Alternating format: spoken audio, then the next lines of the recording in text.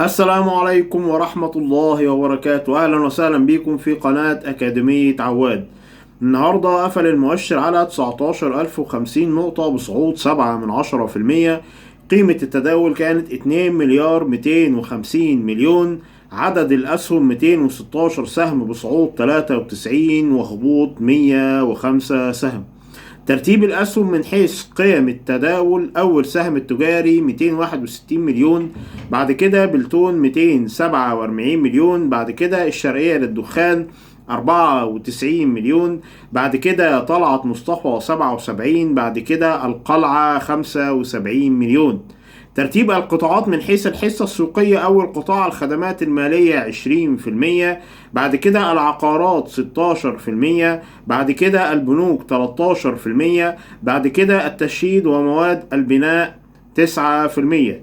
النهاردة المؤسسات المصرية فقط هي اللي شايلة السوق وكانت شراء، وبقية السوق أفراد ومؤسسات عربية وأجنبية ومصرية كانوا بيع.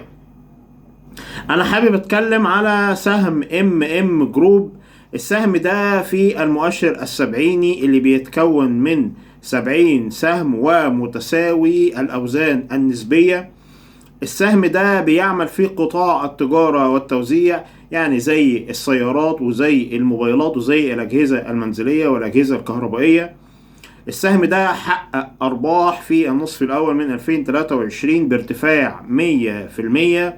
السهم ده نازل من تقريبا 6 جنيه 7 جنيه، وهو حاليا بيتداول عند 4 جنيه 70 قرش.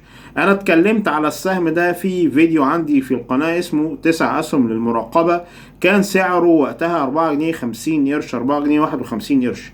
انا اتكلمت عنه النهاردة ان السهم ده مازال بيجمع في منطقة 4 جنيه 50 قرش. الحمد لله رب العالمين، ربنا أكرمنا النهاردة والسهم ده ارتفع 4%، وصل إلى 4 جنيه 70 قرش. وأنا أعتقد إن شاء الله إن السهم هيكمل وهيوصل إلى مستويات سعرية أعلى من كده بإذن الله إن شاء الله. برضو حابب اتكلم على سهم عبور لاند. سهم عبور لاند كان فيه سيولة النهاردة. سهم عبور لاند كان بيتداول امبارح عند 7 جنيه 86 قرش. ارتفع امبارح والنهاردة وصل الى 8 جنيه وربع. النهاردة كان في سيولة في السهم. طبعا سهم عبور لاند ده كان نازل من 13 جنيه وفي ناس كتير جدا محبوسة فيه. انا وصيت ان الناس تاخد سهم عبور لاند في المنطقة اللي هو بيتداول فيها دلوقتي من 8 جنيه ل 9 جنيه، لان ده سعر كويس جدا والسهم محقق ارباح السنة دي، والسهم بيعمل في قطاع الاغذية والمشروبات وفي اخبار جيدة على القطاع ده. فانا عايز اطمن الناس اللي محبوسة في السهم انها تصبر عليه وما تبيعش بالسعر ده، بالعكس السعر ده سعر شراء. بالإضافة إن السهم ده بيوزع أرباح كويسة جدا كل أول سنة، أرباح تقريبا 10% من قيمة السهم. فالناس تصبر على السهم حتى لو أنت محبوس فيه، وحتى لو السهم مردش حضرتك ممكن تستنى لما مجلس الإدارة يعلن عن توزيع كوبونات وحضرتك ممكن تبيع السهم. بس ده كان الفيديو النهاردة.